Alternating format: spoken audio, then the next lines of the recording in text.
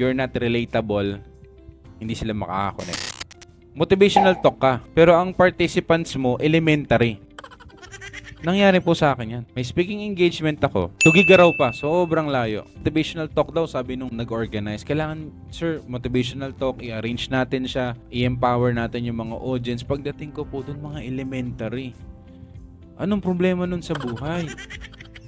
Kailangan yung malabanan yung rejection. Anong nararanasang struggles in life ng mga elementary? Hindi natin dina-downplay, di ba? But iba ang struggle ng college student, ng young professional, ng managerial, executive. Kaya nga, kailangan may training in needs analysis ka. Mamaya dadaanan natin. During that time, during na nakikinig yung mga bata na yon, yung slide ko, winash out ko, tinanggal ko yung body tsaka ending. Ginamit ko lang yung intro.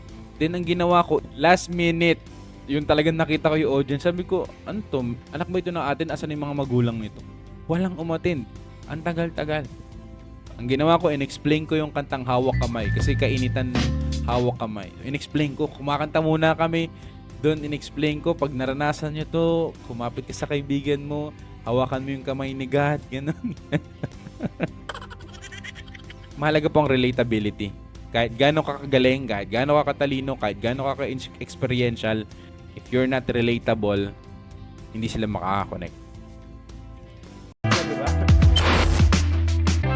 There's buddy.